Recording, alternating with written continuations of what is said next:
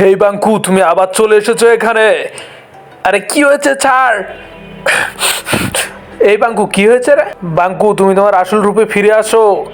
Sir, আপনি কি বলতেছেন? আমি কিছু বুঝতে পারতেছি না স্যার। আরে ডলি, তুমি ওর পাশ থেকে এক্ষুনি সরে যাও, ও খারাপ রক্ত খেয়ে এসেছে। না স্যার, রাজু অনেক ভালো ছেলে।